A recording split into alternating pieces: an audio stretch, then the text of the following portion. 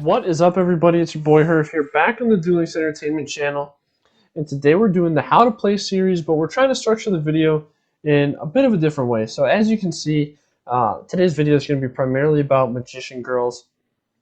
And so regarding Magician Girls, we wanted to break the video down based on kind of some viewer feedback in terms of core of the deck, maybe play a couple of NPC duels, show how the deck operates, and then showing like some competitive tournament footage. So obviously going right now, we're going to be going over the deck, what it does, so the core, the text, stuff like that. And so right away, you play triple Alistair the Invoker, because you run in the invocation package. Excuse me. Not much to really say about that. It kind of does what Alistair does. I don't know how much people need to be explained. So obviously you're going to be normal summoning Alistair, searching your invocation, fusion summoning with your Magician Girls, etc. So your chocolate.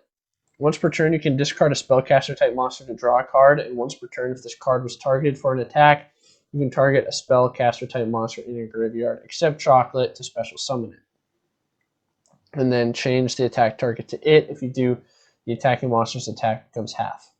So the biggest thing to note, that Alistair only works if it's normal summoned. If it's special summoned off of any of the Magician Girl effects, it doesn't work. Sorry, you won't be able to search invocations. So just keep that in mind as you're playing the deck. Bury, when it's normal summoned, you can add another Magician Girl to your hand. And you can search itself, so you can bury into bury. Once per turn during either player's turn, when your opponent activates a card or effect that targets this card for an attack, you can change this card's battle position, and if you do, special summon one Magician Girl monster from your deck. Just a really nice starter for the deck because A, it allows you to search anything you want, and B, it has some inherent protection built in. Finally, to round out the monster lineup, you got Apple Magician Girl. Once per turn, if this card is targeted for an attack, you can special summon one level 5 or lower spellcaster type monster from your hand. Basically, this card, the best thing about this card is that it's a fighter. Honestly, I don't know how much more I should say about it. So you're playing triple Purgatrio. I would say 3 Purgatrio is core, but you can get away with playing 2 on the ladder. 1 Magelenica is core. However, I do think 2 is the most correct, because the biggest thing that people were replacing 1 Magelenica with is Kiteroid. And I think Kiteroid is just a lot worse than Magelenica, because Magelenica is just OP in the Karakuri matchup. Also, it's immune to Phoenix Chain, which is helpful, I guess. But really, in the Karakuri matchup, it forces them to play around it so hard that all of your back row are so good, and you just crush them. It's ridiculous how good this card is. So I, for sure, would definitely be playing 2. Now, Cocytus, pretty much everybody knows what this card does by now, but it's amazing. You need to play the 1. And then Kaliga is amazing. You need to play 1. Just because you can use your opponent's graveyard is fairly easy to go into, especially if you're playing against heroes. Otherwise, if you brick on more than 1 Alistair, you could potentially, depending upon the matchup, want to go Kaliga. Now, the best 7th extra deck slot, in my opinion, is either another Magelenica or Diamond Direwolf. Those are the only 2 correct answers, and personally, I really like 2 Magelenica. I've played with both, and 2 Magelenica just gives you a lot of flexibility in terms of what you can do and the kinds of follow-up you can have. So most people will also play 3 Berry. I think that this is kind of a more well agreed upon like core to the deck. A lot of people are playing 2 Chocolate and maybe cutting an Apple. So this is pretty typical and pretty expected. So for some back row that you could run, a lot of people are running Ballista Squads, Needle Ceilings. This card is absolutely busted. I don't know how people could not like this card, honestly, because it just destroys all face-up monsters on the field.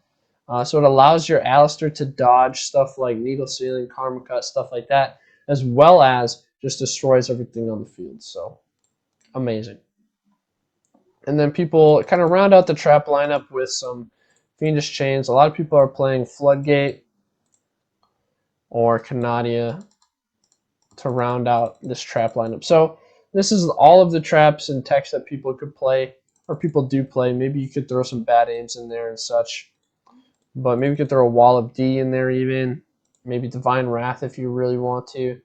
Although this is definitely the most common, and people kind of just pick and choose. Maybe they'll do that. Get rid of that. Play like this. This would be a very standard way to play. And so now that you know a lot about the deck, we can transition into some NPC duels. We'll just save this exact deck.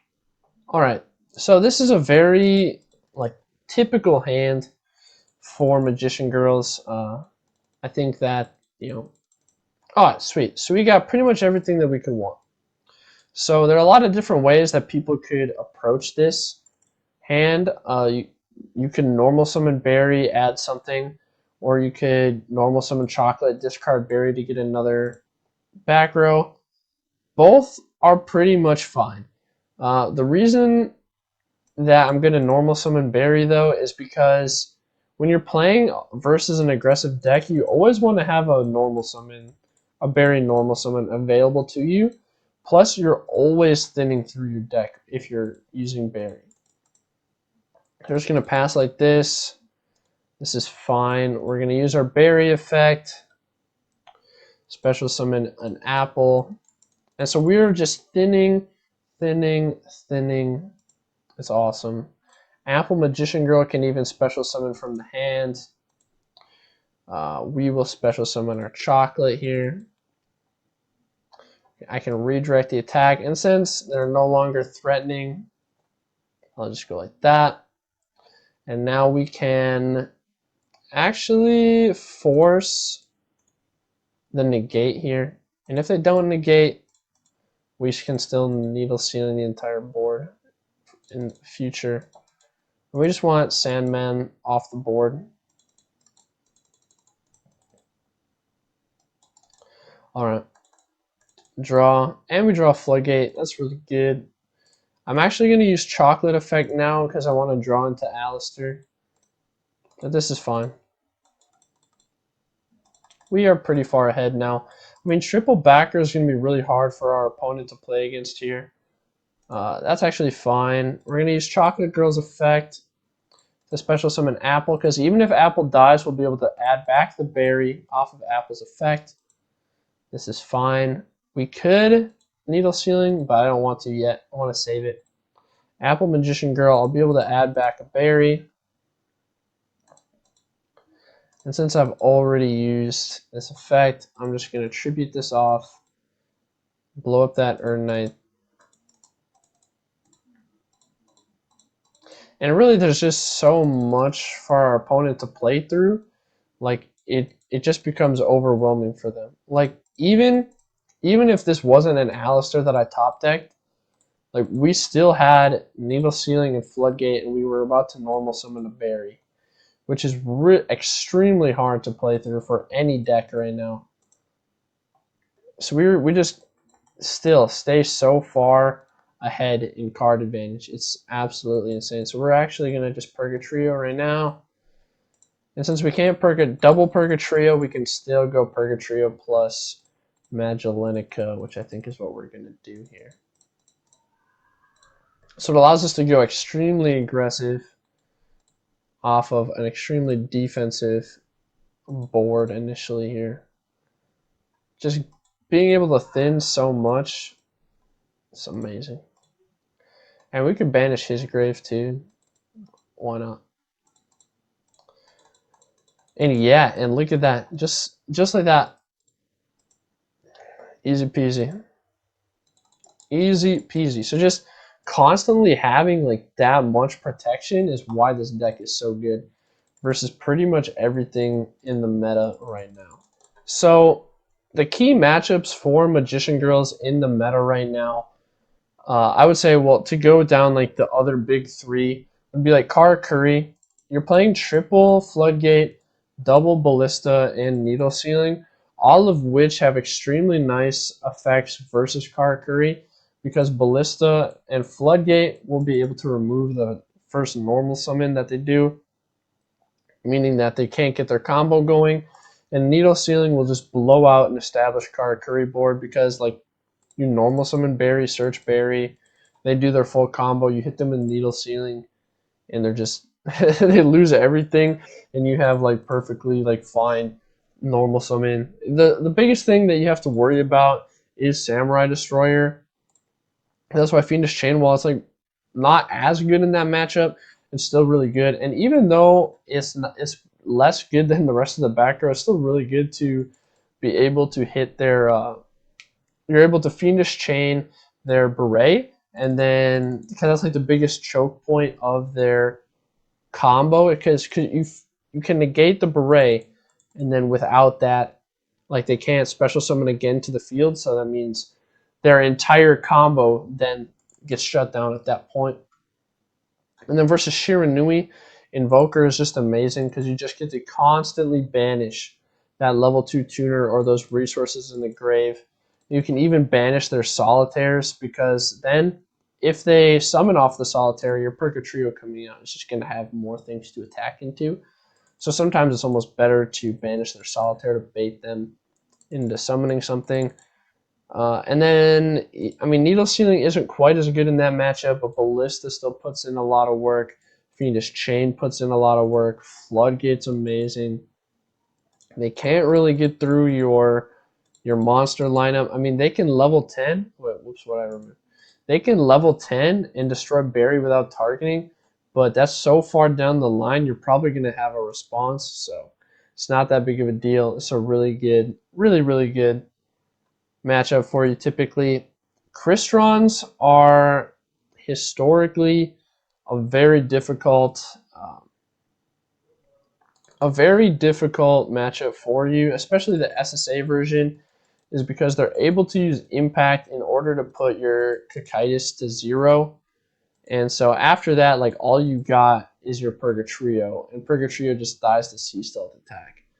So you really, as the Crystron player, if they're patient and they can wait for you to do something, a lot of times they're just going to blow right through you. Because the biggest thing that, and I think we actually see this, that Magician Girls can do to win against Crystrons is if they are in some way able to force out the impact, maybe with a Ballista squad, and then they use that impact, they don't have another one, and then you put Cocytus on the board. Because once Cocytus is on the board, after impact is already gone, you kind of just win. Like, it's so insane. And then in the mirror, some good tips for the mirror is go first. It's really good. I would say that Purgatrio, go Burr in the mirror is pretty good. Versus heroes, you definitely want to make Kaliga as much as possible because they oftentimes can't OTK you through a Kaliga. And I would say just go like most stuff. You can tech the back row to be pretty much whatever you want, which is the biggest strength of this deck, is because you have 9 slots essentially that can be whatever. So, like, let's say you're seeing, a lot of ritual beasts, you could just take this out and then just put in 2 Lancia. This is a perfectly fine, just as good deck as it was before. Excuse me. And I mean, the deck is just really good overall. I mean, you could even add more back row to it, and the deck is still good because it has so many nice starters. So, and with that portion, I mean, that's pretty much what the deck does. There's not a lot of niche interactions. But after this, now we're going to shift to some footage from last Sunday in the battle phase. We had some really good matches with Magician Girls playing against several different meta decks. Really goes through some of the key matchups there. And yeah, we'll cut to that. All right, so I started recording here. We don't necessarily have to do an intro here, but we'll just start What's talking. up, everybody? It's your boy Herf. You're back on the Duel Entertainment channel. And yeah, this old guy on the screen, don't worry about him. So Shiranui are going to go first here. Normal summon, special summon. So it's interesting that he wants to go into the level 10 right away. Because this is a way that he can force Cocytus to protect itself early. I don't know if I would 100% agree with just straight up going into Shogun Saga, but he's sending it. Okay, so what we're watching this match because it's Magician Girls versus Shiranui. So this is obviously going to be a very common matchup here. And how do Magician Girls play into Shiranui with a board like this? Magician Girls essentially just want to focus on banishing that level 2 from the graveyard before the Shiranui player can use it, right? So the Shiranui player right now, because he has the Shogun Saga on the field, or is that, yeah, that's Shogun Saga, right?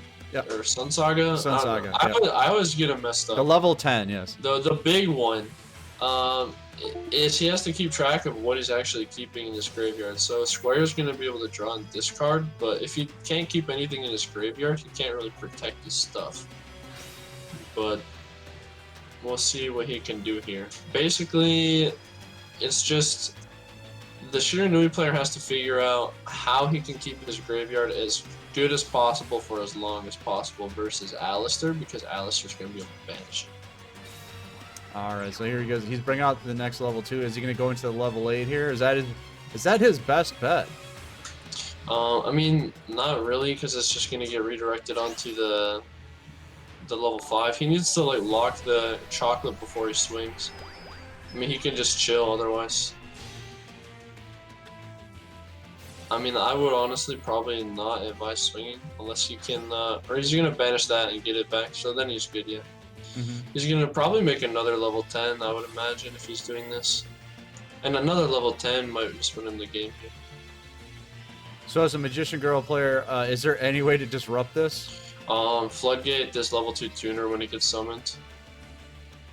That's the best way to do it, because then his board is clogged. He's forced to Trishula to unclog it, which is really bad for him. So this is kind of a choke point if we want to. And okay, so the Magician Girl player didn't have anything here, or chose not to use it. Yeah, I mean that was a good floodgate if he would have floodgated the level 2. But... And we see a Fiendish Chain in response. Yeah, he needs to do that, otherwise he dies. So well played there. If that's all you have, I mean, if you don't have a floodgate, you got to work with what you have. So was that a good spot to wait to use that? Probably, because otherwise, I mean, there was no other good opportunity, because the level 8 banishes for cost, so he wouldn't have been able to do that.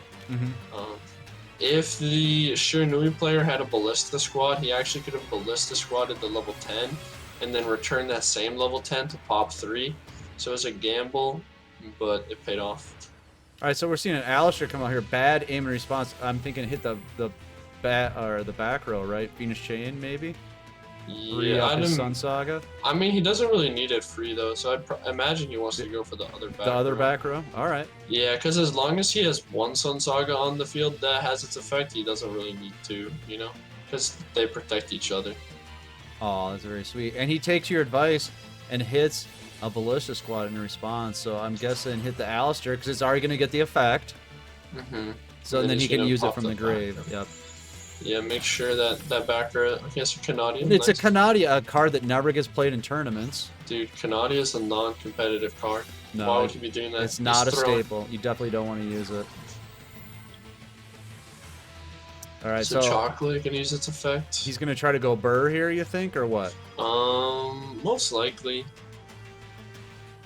The biggest problem is that if he has two live Sun Sagas, Upper Trio is not going to do that much, so it depends upon what's in his hand. He's going to banish to level 8. That doesn't do a ton, considering he probably doesn't play 3 level 10s, but it's a good option to save your own apple just in case. So is he going to attack in here, boost, and then hopefully take him out? I mean, he's obviously going to have some protection here, right? I mean, he's going to force him to get rid of both of his level 2 tuners. So that's value right there.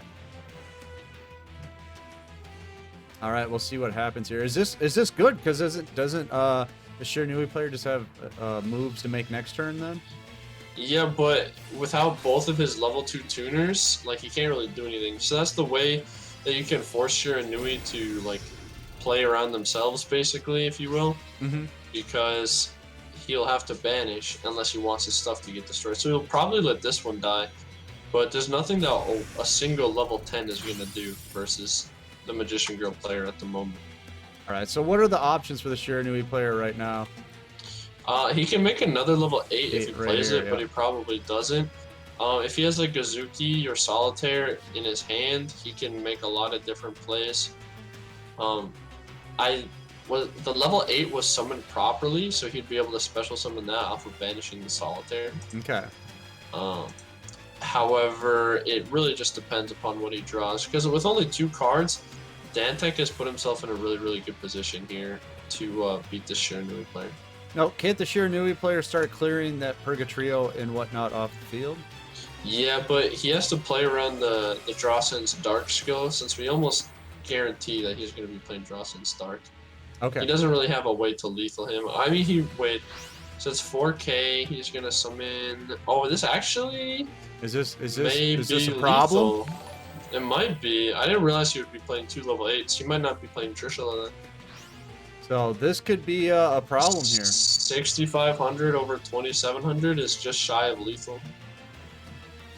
Well, why don't you? Okay, yeah.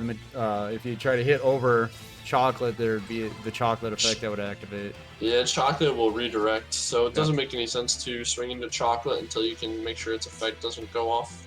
Does Shiranui have the ability to do that? Yeah, so like, Fiendish Chain is a very common one, or just clearing it with like Ballista Squad or something like that first. Not enough. So what do you do here as Shiranui? You don't want to attack here, right? Because you can lose half your attack. Attacking isn't really gonna do anything. Right. Yeah.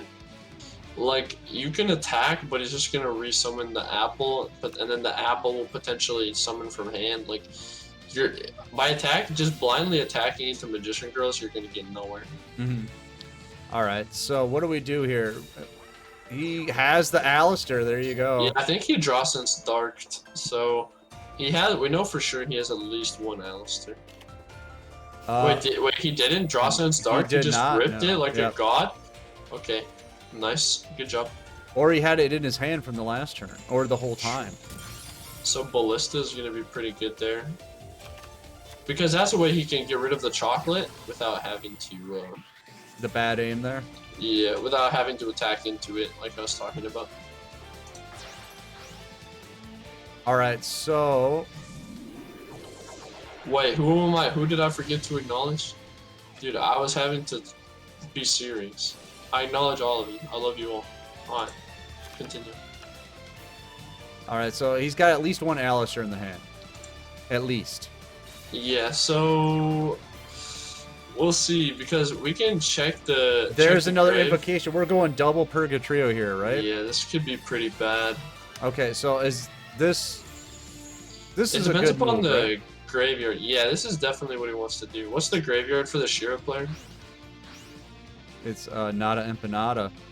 Oh yeah, this is game then. Okay, so what you want to do is you want to attack into the 8 first, right? It yeah, no, the 10 first, because the 10 would protect itself. Right, and then it can't. Right, so there you go. So Dantec did really good here to realize that his opponent's graveyard was empty, and that's what I was talking about. Like, the Shiranui player can't get too greedy and like willingly get rid of their graveyard, because because by doing that he lost the game. If he would have just kept the single level 10 on board and controlled off of that, he probably would have won. But by emptying his grave, he gave himself 0 protection. All right, we're back into game 2 now. Check this out, guys. So we're going to be seeing Magician Girls on the top against Shiranui. And we're seeing Control Shiranui, right, on the bottom?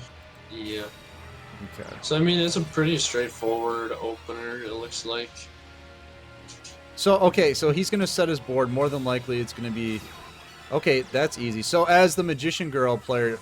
Look at what you're going into here. It's probably going to be a Ballista Squad or something like that. Are you hoping for Berry Magician Girl?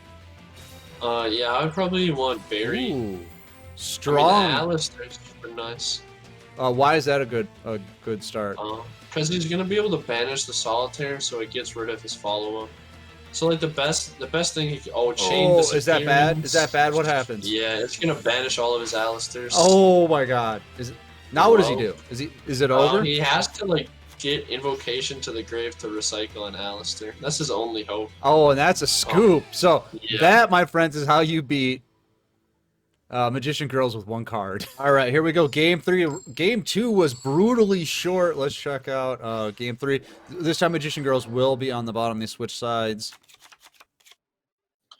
Shiranui on top. I love the lava golem. My Madsen sleeves. I feel like he's just taunting him.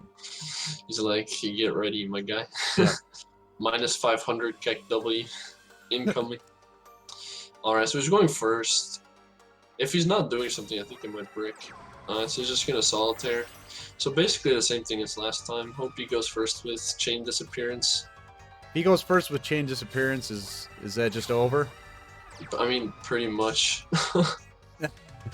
I mean, you just pray he doesn't have it, I guess. I mean, there are ways to play around it. Like with chocolate, you can dump your Alistair into the graveyard and feast from it from the grave. Maybe that's what we'll see here. No, sends off the apple instead. Yeah, the reason Magician Girls are so good is that you can get so much draw power off of chocolate. Mm-hmm. And, so, what does he want to do here? Does he want to take this tuner out? Is that... I mean, he knows his back row better than I do, but if he has like well-established back row, he 100% should, in my opinion. All right, because he can summon something and then like what, karma cut it, or what's he playing? Yeah, so I mean, if he has like a floodgate, it's really good. Okay. Otherwise, the reason that he wants to not have it on the field is because it's just like a really good level augmentation target, and he has a debunk. So there you go. That's why he wasn't worried to put it in the grave as well. There you go. So that monster got banished as a cost, but then lost the effect, right? Is that what happened? The debunk banishes it. Oh, it banished it. Okay. Yeah. Negate the activation if you do banish it. Okay. Yep. So now we're just gonna see a Fiendish come down on the square, and it's like a reverse of last game. Dantec drawing all his side cards and dominating Shira. Yeah, that's a really good target for the Fiendish Chain, because if the Shira player decides to Ballista to try to dodge it, see, he's trying to play around Chain Disappearance by likely setting that Alistair. So, which is really smart. We're seeing some high priced cards out here like Fiendish Chain and whatnot. What could you be using if you don't have those? Using Alistair? For Magician Girls, because like he's using Fiendish Chain, we saw, you know, like I mean any good generic back row. So like we talk about like Canadias, Floodgates, Needle Ceilings, because that's in the Canadia box. So if you're going through for Canadias, you're probably gonna get Needle Ceilings. Even stuff like Gravity Lash. Gravity Lash is a really underrated card. It's a rare, and a lot of people have it without realizing it. It's a quick play that can be activated in the damage step. You reduce a monster's attack by their defense.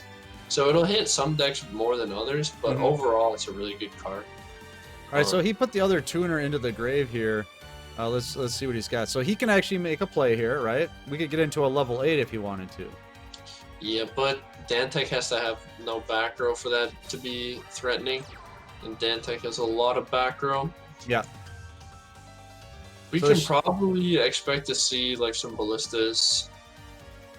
So yeah, so he doesn't even want to try. It looked like the Shiranui player was like, no way. Yeah, at this point, I'd imagine. So they're just gonna flip summon the Alistair. So I think Chain Disappearance only works if they're normal summon. Okay. So by setting it and then flipping it up, he's playing around the Chain Disappearance, which is really smart on his part. So with that is a good move then. I mean, I guess if you're in ladder play. Oh, are we seeing an XZs? We're seeing an XZs here. I'd imagine this is a Direwolf. Let's find out. Let's let the animation play. It is a Diamond Direwolf, so it's a little bit better than the one you thought. Because you wanted a Direwolf. This is obviously the Diamond version. Yeah, obviously. Yeah. So this way what's he cool? gets removed. Right, and he can use the cards when they're in the grave.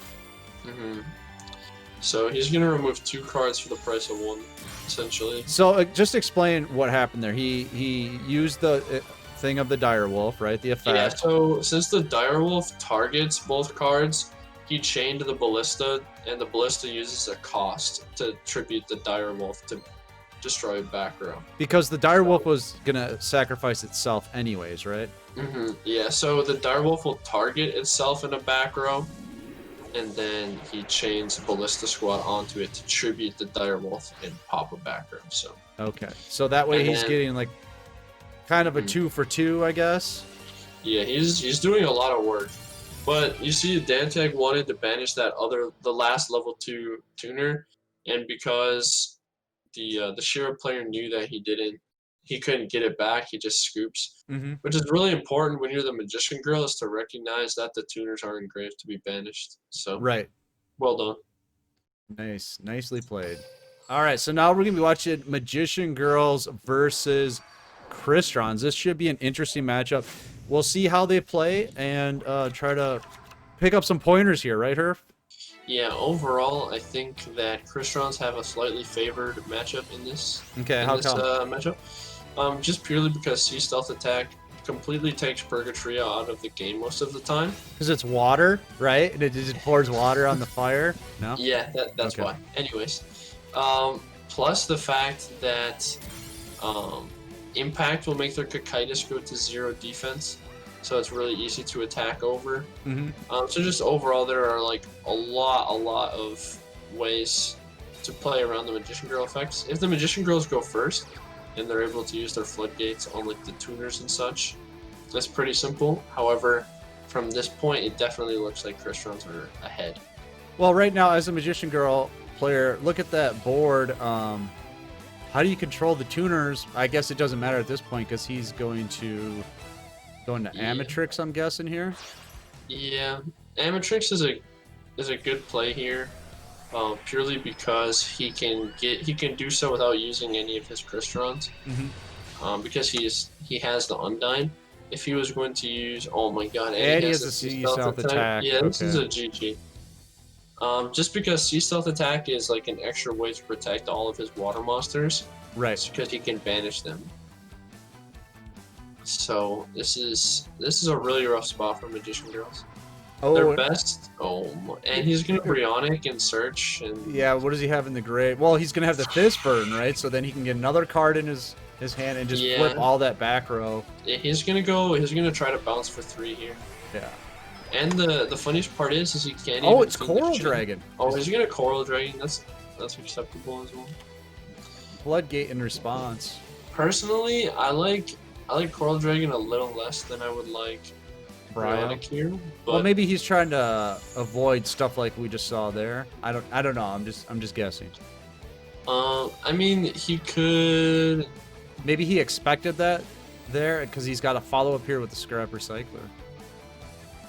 Yeah, I mean, he's gonna probably Smiger effect and search Impact, I would guess.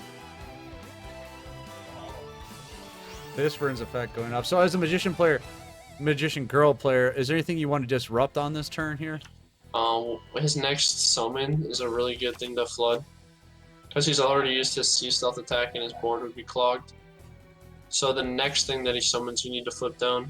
So if the Sulfephenir comes out, It's out gonna to the pop board. itself, so Right. you let that go through. and then And whatever, then summons he's- after that. yeah, you Okay. floodgate that, because he's already used his Sea Stealth Attack.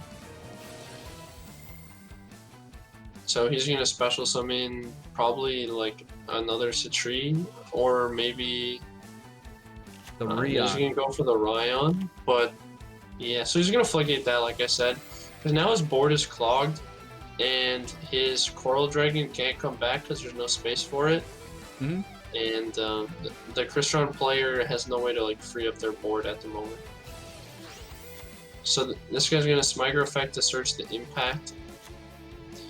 But really, there's not much he can do. Well, he can do 3,000 right here. Yeah, he can do 3,000, but I don't want to coach too much. Okay, he's doing the correct play and not giving Draw Sense Dark. Okay. So if he would have attacked, he would have been able to like Draw Sense Alistair and win. Okay. Which would be... So, So for now, what's up? I was gonna say, Magician Girls are just stalling out here, right? It looks like. Yeah, Magician just- Girls did a good call on flipping down that tuner, and now they're afforded the time to just wait. And then, how many life points does it take to activate Drawson's Dark? Is it 1,000? I think it's 1,500. 1,500? Yeah, so Sea Stealth Attack is going to be able to free up his board a little bit. Now, I mean, this is another situation where you know, a Floodgate wins this game.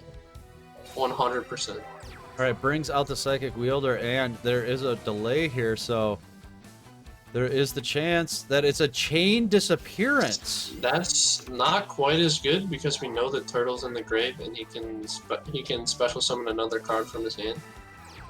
Oh, he brings out the Can Gen normal X summon Undyne. Again, a the delay. controller. Oh yeah, the controller. I'm sorry. Yeah. Yeah, a bit unfortunate. So he's able to go into the Brio here. Yeah, the Magician Girl player just didn't draw enough. Enough outs. Yeah, they just did not draw enough. And now even we know that there's an impact set, so we know that even if he summons Purgatrio, there's no way, or even if he summons Cocytus, it's still going to get removed fairly easily if he wants to play around Sea Stealth attack. And if he wants to play around Impact and go aggressive with Purgatrio, he's not going to be able to. Unless he has exact lethal over the Ryan's defense, this is a GG. Okay, let's just say he floodgated that Brio. Okay, let's just say that happened. And he pulls out his Purgatrio, and he attacks into the Brio. The Brio flips up during damage calculation, right? Or the damage step. Does Sea Stealth attacks effect go off at that point? What does Sea Stealth attack say? Is it beginning? At the start of the damage step. I would have to check a ruling. It doesn't sound like it would, because the start of the damage step is technically while it's still face down. Okay. And then it gets flipped face up in the damage step. There you go. Okay, so if you're playing as the Magician Girl, you can safely swing into that then? Yeah.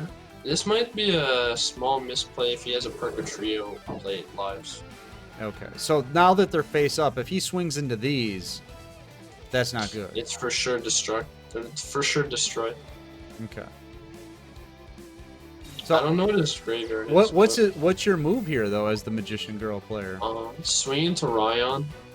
If he has lethal over it, he would have to calculate it, but he might just have lethal over Ryan because Ryan's in defense right now. If he can go Purgatrio. Okay, and Purgatrio goes what? It goes burn. That's right. Like the main win condition here is just swinging over Ryan. Oh, but he's going Cocytus. Well, he's already used the impact, so this is a pretty good play. Yeah, now it's the question of how are we getting around the Cocytus, because the Crystrons player actually got a bit greedy by using that impact when they did, because he was trying to go for a game as fast as possible, but there was no reason to use it that early. Now, as the Crystrons player, do they have a way to out this? Because the Cocytus can't be destroyed by card effect, right? And that's what the Sea Stealth attack would do in theory. They can go for deck out. This targets, right? Yeah, that targets. So you can't target the Cocytus. So you're talking about a deck out in about 30 turns from now. Yep. Sam D into an SSA? Yeah. He just scoops. So there you go. I don't know why you wouldn't try to play it out, but... So is that a good win con if you're the Magician Girl player? Just get into the Cocytus and sit? Well, you have to be careful about the impact. So the Crystrons player lost that game because they used their impact too early. Like that's all that came down to. So would you say the Magician Girl player didn't win, the other guy just lost? Yeah, I would say that because he was so far ahead in card advantage. Like I really don't think the Magician Girl player was in a winning position at all until the opponent used their impact. All right, we're in game 2 right now. Magician Girl's up 1-0 over Crystrons. Again, this is a tough match, right? But we saw him just take the first one. Yeah, Magician Girls probably shouldn't be winning this matchup, but here we are. Magician Girls, like I explained before, just have a very awkward matchup because they can either deal with Sea Stealth attack or they can deal with just not being able to be targeted, but then the impact, or they can deal with Sea Stealth attack or impact, but not both. Okay. And so if the Crystrons player is patient, they can do a lot of damage. So right now we got the Barry Magician Girl on the field. Is that a pretty safe start against Crystrons? Yeah, because if it's targeted by a card effect or what do you would call it? Battle? Attack. Yeah, or by battle, it'll float. Now, was that a good move right there? Floodgating the first summons? Personally, yeah. I mean, I probably wouldn't want to do that just because I want to see how good their hand is before I commit to a disruption here. Okay, And so obviously his hand was pretty would you say he had premature disruption? Yeah, probably. I mean, it's hard to say. I mean, because he has wielder now too. But so either way, he wasn't gonna be very well off. So wielder's effect can target the Berry Magician Girl. She'll turn to defense, but it will still pop it, right? Yeah, and then he'll probably want to float into chocolate, so then chocolate can resummon. Okay, so he's got a double pop here if he wants it. Yeah, so he's gonna target the berry. Berry's effect is gonna activate probably special summon chocolate, I would imagine. Or I mean, if he goes into apple, he can add back the berry. So apple. There's the apple. Yeah. A good way. Yep. Although the Crystrons player might be able to OTK here. If he has a self play, but it doesn't look like it. Otherwise, probably would have led with it. So he's going to discard this a tree, pop. Magician Girl player is going to add back the berry for next turn, but he's going to take a lot of damage. I was going to say, does he have a way to finish him off here, the Crystron player? Probably not. So he's probably just going to set impact and chill. Ooh, I wonder what the other card is. Another Alright, land? he's just going to swing. Okay. Okay, so now he's going to have his Draw Sense Dark if needed. Yeah, I mean, he can make Purgatrio here pretty safely. Is that the win con at this point? Well, what's the graveyard for the Crystrons player? Yeah, he can make Purgatrio pretty safely. Sends out the Berry Magician Girl. Maybe he's going for that fat quintet play? I'd imagine he's just trying to play a little slower. But if I was the Magician Girl player, I would really not want to try to grind out Crystrons.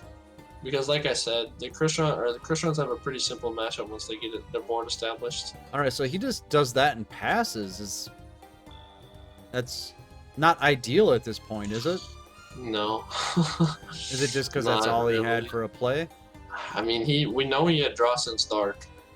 Okay. So I personally probably would have tried the Purgatrio and bait the opponent just using their impact, because we know once they use their impact, they don't have an out to Cocytus. So is he sitting on Kiteroid possibly and waiting for the Crystrons player to overcommit? But there's no way that he overcommits and loses. No? No, I mean he shouldn't. Like, I don't understand an argument for not making Purgatrio. Well, he's setting his card. How about that? Because you want to get through this guy as fast as possible. Because the longer you wait, the more time that they're gonna have to draw all of their outs. So right now, what is the Magician Girl player doing? They're just setting up a wall here? I guess. I mean, really, you want to make Purgatrio, in my opinion. Is he just not drawing into what he needs, I guess, right? I mean, we know he has Draw Sense Dark, and I'm looking at an apple in his grave. So and he just had a floodgate hit, so that's not ideal. Technically, he could go into Quarion. I mean, okay, so that's an interesting point that was brought up in the chat. So, if you're the Crystrons player looking at a Cocytus, you technically could make a Quarion and just kind of threaten the destruction, but you're going to end up losing a lot of life because he's going to at least have one Alistair boost almost every time and being able to recycle it. So, technically, yeah, but Alright, so we see the Smiter come out and pop the Umi. Yeah, this is because the Umi is going to get activated off of the C stealth attack, so he doesn't need it on the field. So does he go into the Amatrix right here, right now? Yeah, I guess. No, he tributes into the Sulfephenir into Sam might be Destroyer, making maybe? Samurai Destroyer. Okay. Samurai Destroyer is lethal here. But ultimately, yeah, I guess this wins the game. But yeah, I mean, looking at one back row, it's pretty safe. And that's it. All right, Yeah, so that was a Crystrons tough one for Magician Girls. So Samurai Destroyer is really effective versus Magician Girls because their effects can't activate. So well done. All right, back into game 3 here. Third and final game. Can they do it? Let's see what we do here. Alright, Red's main face. Our Crystrons are going first like they want. Is it harder for Magician Girls to go first or second? If you're the Magician Girl player, you would 100% want to go first. Okay. Just because with your back row, you're going to be able to clog the opponent like we saw in the first game. And off of that, you're able to establish a lot of board control to close out the game. Self-Fefnir activates. He sends off the Persuadal. Brings out the Self-Fefnir. He's going to go into like a Thistburn, or is he going right for a tuner, you think? Well, we saw him banish. He's probably going to go with, yeah, Thist. I would imagine. Personally, you probably want to... I mean, I guess it depends upon what's in his hand. If you don't already have Impact in your hand, I would want to summon a Smiger, because then you can potentially use your Smiger next turn to search your Impact, which is your out to Cocytus. Otherwise, the Magician Girl player is able to sit on that Impact, or that Cocytus a lot longer. So, let's see here. So he's gonna ask, is he just gonna go Cocytus and swing, or does he just go Purgatrio? Well, he does. That's right. Yeah, he can, well, he can go into his play, right? His Amatrix play. So yeah, you don't want to go into Cocytus, right? Yeah, in theory, Cocytus would be better here. But the problem is with Cocytus, right? Is if you swing into the Thistburn, right? He's gonna get a search from his grave, so that's not a great plan. Right. If you attempt to swing into this tree, it's obviously going to switch into the Amatrix, and then the Amatrix is going to be able to flow into the turtle. So it's like, there's no real way that Magician Girls are going to be able to get through this board. And he's not on the good side of the deck out, and we pray to God that never happens. It shouldn't happen with Crystrons. Crystrons should be able to... They should be able to out the cock. Yeah, because the Cocytus came out before the Impact. So he's able to use the Impact and turn the defense to 0? Yeah. Alright, so the Amatrix will come out. Now, if he won't be able to get over the Amatrix, right? Unless he boosts? Unless he boosts, which would be kind of a misplay in my opinion. So the best way that he should do this is just pass. Just not attacking to the Amatrix here. So, does he have a win con here? The Crystron player? No, the Magician Girl player. Yeah, I mean, I guess his win con right now is to try to Purgatrio before SSA hits the field. Okay. Floodgate that, please. Now, as the Crystrons player, what are they going to try to do? Floodgate in response to the Psychic Wielder coming onto the board. Yeah, because now here's the thing. Here's why you want to Floodgate that. Because Thistburn can pop in, right, to summon either a Ryan or a Satri. But off of Ryan and Satri, there's nothing good he's making, because it has to be a machine. So we know that it has to be either Samurai Destroyer, or he has to make Powered Insectron. And he's not making Powered Insectron, obviously. And Samurai Destroyer by itself doesn't really get over Cocytus, so... And that's why you want to Floodgate that, because it forces the Crystron player into a really awkward decision. And it makes that turtle dead for a lot longer, because now he's really Yeah, he can't use it to special summon anything. Yeah, because if he let this go through, and he was like, okay, you can do whatever. Okay, so this one is going to either pop, it's going to pop itself. Yep. So if he goes into a 2 here, that's obviously going to be Sam Destroyer. Yeah. But still, he doesn't have a way to get to impact. Like, that's why I think that this turn should have been a Smiger. Okay. Because you would have been able to go faster into... Well, he wouldn't be able to do it till next turn, right? Well, I know, but he could have done it early. Doing it earlier. Yeah, he could have popped the... Smiger popped itself instead of popping the Undyne, potentially. So how does Sam Destroyer further his board here? I guess Alistair would just have to be used before the Casitas would attack in. Yeah, I mean, this is a really bad board from Crystrons. Okay. So, if Purgatrio comes out here, is that game? Yeah. the Crystron player doesn't really have anything. Okay. So that's why you wanted to Floodgate that, because it forced him into a really bad decision. And now you just went off of it. And Purgatrio goes what? Goes bird. That's right. That's right. So that Floodgate won in the game. So the big thing as the Magician Girl player, you just want to hit them tuners, right? Yeah, and I mean, Wielder is the one where like you want to assess what the rest of the board is. Does he have a second Alistair for lethal? He does. There you go. 0 defense.